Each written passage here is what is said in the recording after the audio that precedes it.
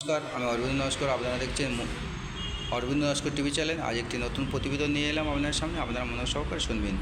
হাসিনাকে ফেরত চাই, দিল্লিকে চিঠি পাঠিয়ে দাবি ঢাকার। হাসিনাকে ফেরত চাই, দিল্লিকে চিঠি দিল, ঢাকার অফিস থেকে জানালেন ইউনিয়ন সরকারের বিদেশ উপদেষ্টা হাসিনার নামে কেস আছে বিভিন্ন, তাকে ফাঁসি দেওয়া হবে, এই রকম মন্তব্য করছে ইউনিয়ন সরকার। বলছে ভারতের সাথে চুক্তি হয়েছে, তাই ফেরত দিতে হবে। কিন্তু চুক্তিটা কী ধরনের চুক্তি? দুটো বিষয়ে চুক্তি হয়েছিল, ভিসা চুক্তি বা ভিসা ব্যবস্থা চুক্তি, আরেকটা অপরাধীদের পরস্পর হস্তান্তর করা হবে। এই চুক্তি, যারা অপরাধী তাদের পরস্পর দেশের হস্তান্তর করতে হবে। তাহলে রাজনৈতিক ব্যক্তিরা এই চুক্তির আওতার মধ্যে পড়ে না, তাই যারা রাজনীতি করে তারা এই চুক্তির মধ্যে পড়ে না। এক হচ্ছে ভিসা চুক্তি, দ্বিতীয় হচ্ছে যারা অপরাধী তাদের হস্তান্তর করা, এই চুক্তি ছিল ভারতের সঙ্গে।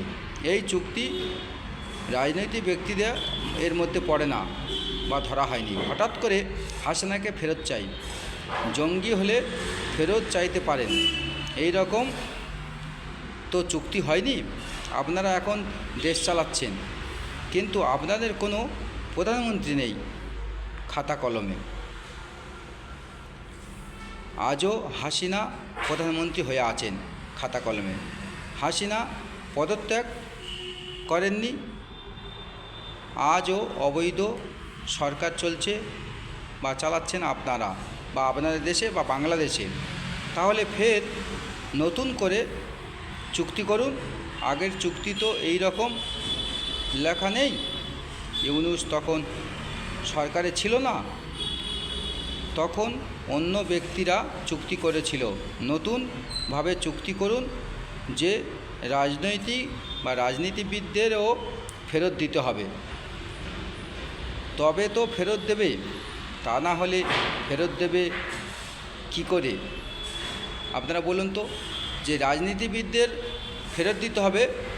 বাংলাদেশের রাজনীতিবিদরা যদি ভারতে আসে, ভারতের রাজনীতিবিদরা যদি বাংলাদেশে যায়, যে ফেরত দেওয়ার চুক্তি যদি হয় তবে তো ফেরত দেবে। এই চুক্তি ছিল না, খালি ভিসা চুক্তি ছিল উভয় দেশের মধ্যে, এবং যারা অপরাধী তাদের ফেরত দিতে হবে, যারা অপরাধ করে পালাবে তাদের ফেরত, এই চুক্তি ছিল বাংলাদেশে ভারতের মধ্যে। আর তখন ইউনূস বাংলাদেশে প্রধান ছিলেন না, তখন অন্যজন ছিল, অন্যজনের সঙ্গে চুক্তি হয়েছিল। এখন ইউনূস বর্তমান হয়েছে, তিনি হাসিনাকে ফেরত চাইছেন, বলছেন ওর নামে কেস আছে, ওকে ফাঁসি দেওয়া হবে। তো একথা তো বলা ছিল না। আপনারা নিয়ম মাফিক বলুন, তবে ফেরত দেওয়া যাবে, তা না হলে ফেরত দেওয়া যাবে না। তো দর্শক, আপনাদের মতামত কমেন্ট বক্সে জানাবেন। এখন আসছি। জয় হিন্দ, বন্দে মাতরম, ভারত মাতাকে জয় হোক।